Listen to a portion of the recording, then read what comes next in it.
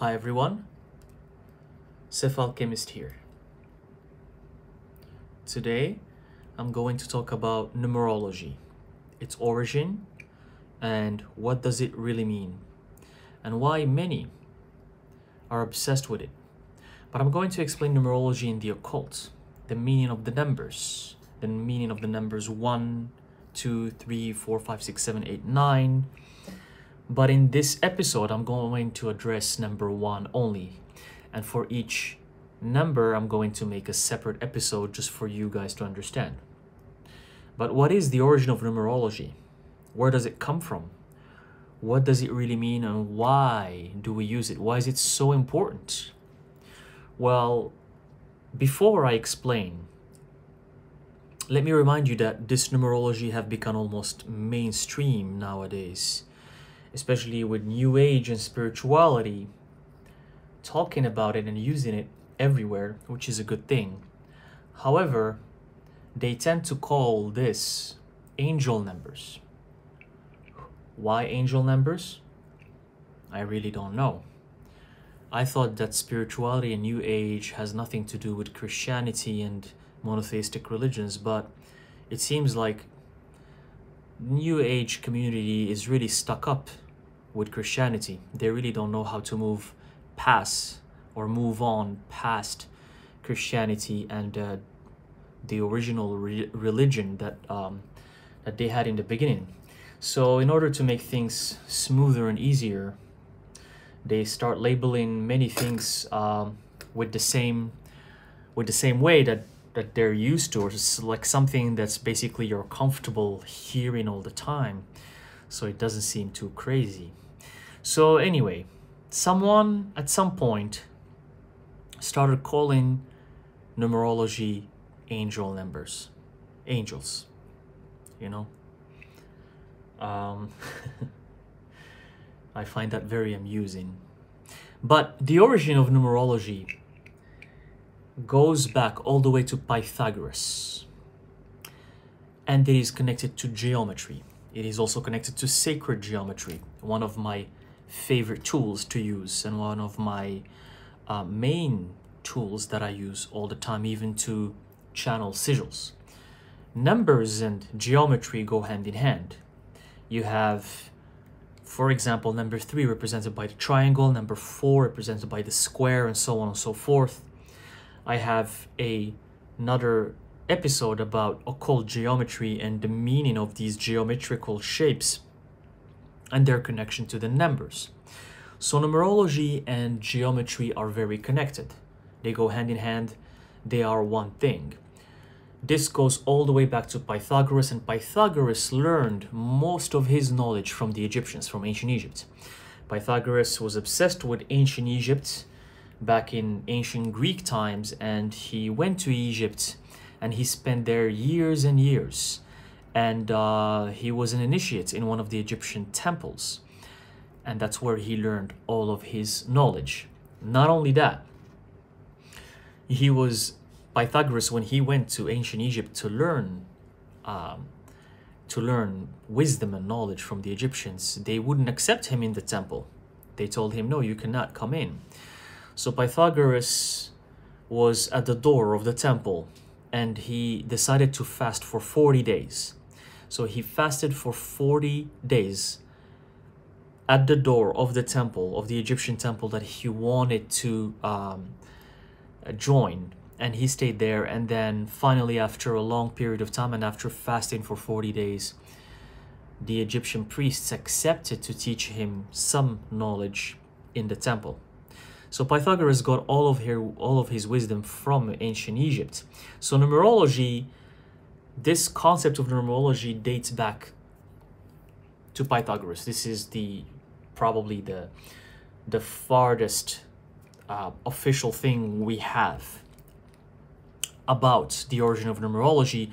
But my intuition, I believe that it's from ancient Egypt, because everything comes from ancient Egypt. Alchemy, numerology, spirituality, everything. The occult, all of it can be traced back to Egypt, to ancient Egypt, including tarot as well.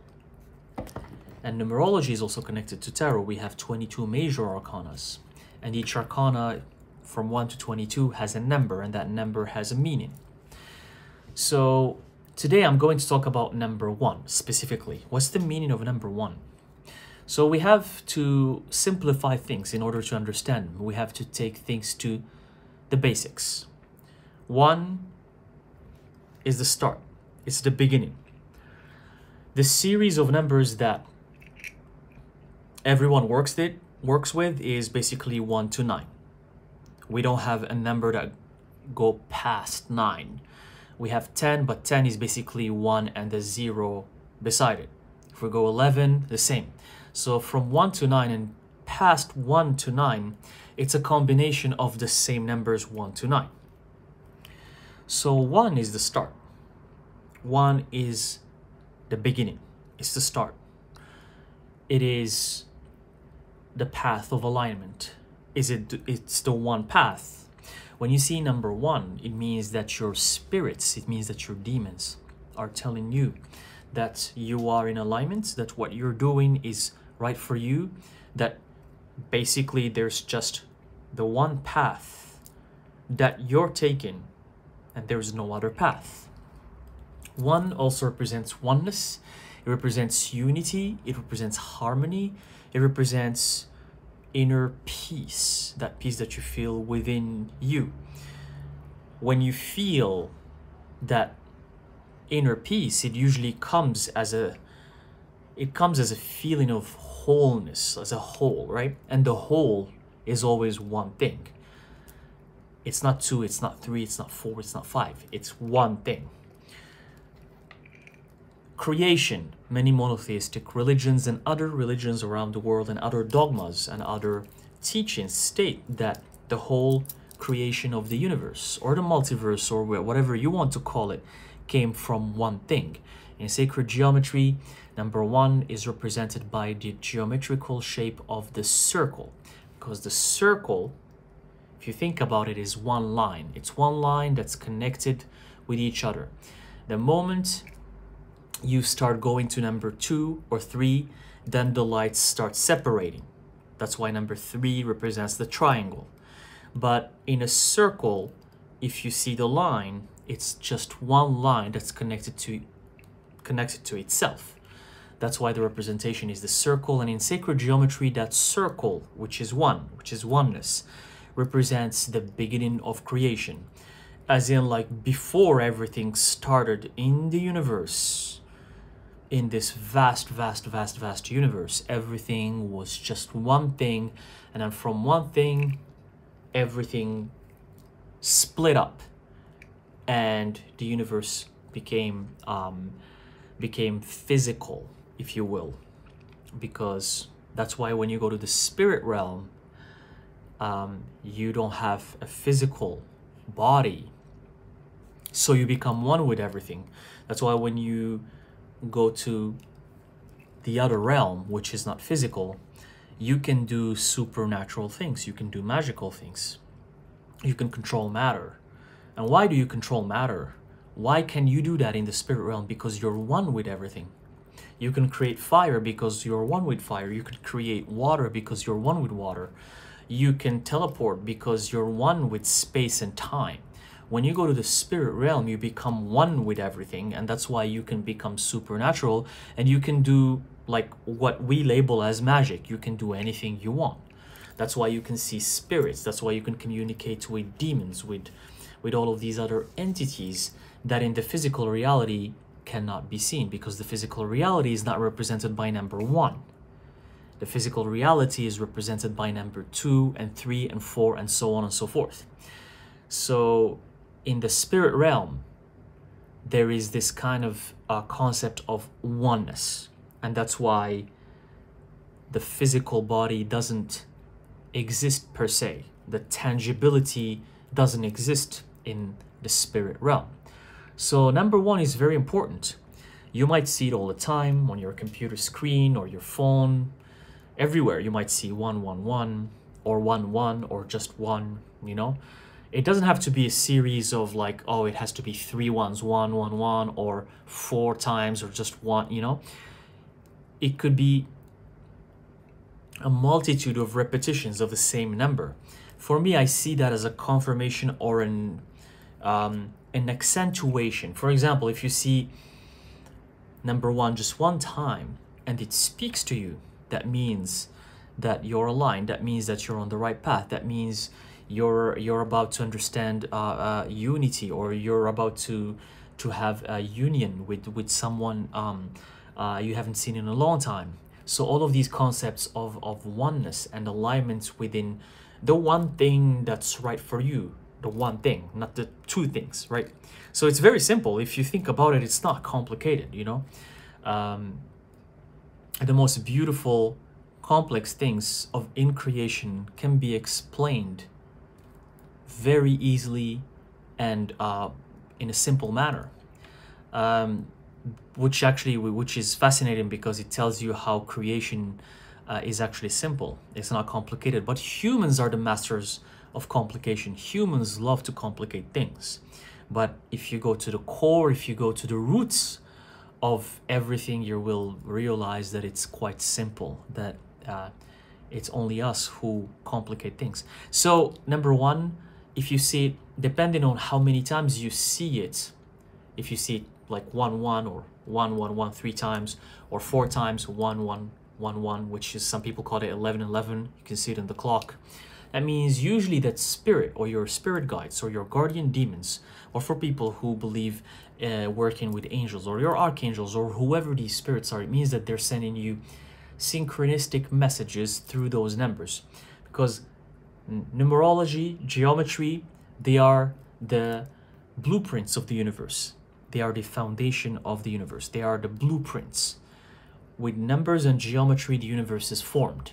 And this is, again, the realm of sacred geometry. So numbers can communicate messages. So when they come from your spirit guides or your guardian demons, I see this, for me, I see it personally as a code. Because spirit don't speak the same language. Spirit doesn't speak English or Spanish or French or any other language out there in the world. Spirit doesn't have a language. So you need to communicate with codes. For example, if you want to communicate, you speak in a certain language. If you want to communicate with someone else who doesn't speak your language, so let's say both of you don't understand each other using a language, what are you going to use? It's usually gestures or signs, or you're trying to draw, because drawing, that's why, again, geometry, because geometry is imagery, it is drawing. You're going to use symbology, you're going to use geometry, you're going to use signs, you're going to use, maybe you're going to use your hands to try to describe what you're trying to say. And that's why alchemy has a lot of symbology, because it doesn't require words. It doesn't require a language. Alchemical imagery is full of wisdom. And anyone from around the world, without understanding, you know, per se specific language, can easily, well, not easily, you have to understand many alchemical concepts. And then once you do so, you can decipher the image that you're looking at. So that language that exists between the spirit realm and the physical realm can be interpreted as numbers, as numerology. It can be interpreted as symbology. It can be interpreted as sacred geometry. And that's why I draw sigils all the time. That's why I work with sigils, because, as I say many times, sigils are a code. They're like a code. They're a tool to communicate with the spirit realm. Tarot has the same function. Tarot is full of imagery. I talked earlier about the alchemy, how it's full of imagery, same as tarot. Tarot is full of alchemical imagery, by the way. Tarot is all, especially the major arcanas. Major arcanas are alchemical imagery. It's full of alchemy. I have the Empress card here that I pulled actually randomly, and it's upright. So yeah, like, tarot is the same thing. It's full of imagery, and this imagery allows the communication with the spirit realm. So when you, for example, ask a question, and then you pull a certain card, and that card has an image, and then you can see what the image means depending on the question. But all this image does, including the numbers on it, including every single detail, all it does is it's like a code. It's a code that the spirit is showing you so you can decipher it for yourself. Why does it work like this? I'm not sure. I don't know why in the spirit realm there's no language. I don't know why the spirit realm doesn't speak English. I don't know why language is not part of the spirit realm. But it could be because the nature of the fabric of the spirit realm has nothing to do with the physical reality. As above, so below, it is true. But what we call language, this kind of embodiment, or I don't know what to call it, this kind of embodiment of thoughts, because our thoughts, for them to manifest into this reality, a tool for that to happen is language. You know, if you have a thought, if I have a thought, for instance, how are you gonna understand it unless I speak? So I hope I'm not confusing you here, but the simplest way to remember the easiest way to remember from what I'm trying to say, the moral here is that numerology is a code of communication that spirit or the spirit realm or your guardian demons will send you when they want to tell you something, when they want to communicate with you. And it doesn't mean that anytime you see a number, it means something. Numerology is very precise. You know when a certain number sequence will mean something for you. It comes with a hint of intuition. It comes with a hint of you know it. For example, since we're talking about number 1, if you see 111, but then right before you saw that 111, you were thinking about something, and you asked your spirit guides about the answer, or you didn't know what to do. You're confused, you have a situation, you have a problem, and then you asked your guardian demon, can you please help me? I need an answer for this. What should I do? Should I do this? And right after you said that, you looked somewhere and you saw 111 right after. And as you saw that 111, it came with a hint of, like, you know, you felt that was the answer for what you asked. That's when you know numerology is real. Not just you're chilling and then you look at your computer screen and you're like, oh, it's 111. Oh, my spirits are talking to me right now. No, it doesn't work like that. It has to be, numerology comes always with kind of feeling, you know, with a feeling of you will feel, you will sense when the numerology sequence is for you, and you will know what is for you. You will know based on what you were thinking about. And it usually revolves around something that's in your head, that's taking over your head. It's not gonna be about, oh, what should I have for lunch today? And then you see 333 and then you're like, oh, this means that I need to go to that place to eat. No. It means it's usually something serious that you're thinking about in your life, and it's creating, you know, a lot of confusion or just something that you need to know. And then numerology can help you with that. Numerology can these messages that come from your guardian demons, from your spirit, from your spirit guides, they can help you with the situation you're going through. It's basically like tarot. It's a different tool. Numerology, alchemy, sacred geometry, tarot, these are all tools, and numerology is just one of them. And once you start combining them together, they even make more sense. That's why for me, I combine tarot, numerology, geometry, and everything makes sense together. Because if we check the major arcanas, they have everything, right? Because first of all, they're alchemical imagery, and alchemy is part of the Hermetic tradition. Every alchemist is a Hermeticist, basically. Hermeticism and alchemy go hand in hand. They're the same thing. So first of all, we have Hermeticism, we have alchemy. Let's say this major arcana, the star card here. So we have the number. We have 17, number 17. But this number 17, you can add it up together. 1 plus 7 equals 8. We have geometry. We have the star here, as you can see, the star. This is also sacred geometry. And you combine everything together. And then you can channel the message more accurately. The more tools you combine and use together, the more you can channel properly what spirit is trying to tell you. So numerology is one of my favorite tools. And remember that number 1 stands for alignment.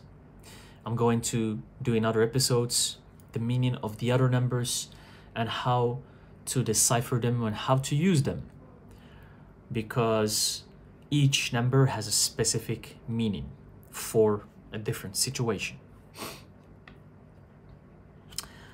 So this is it for numerology. I hope this helps. Thank you for watching, and I will see you in the next video.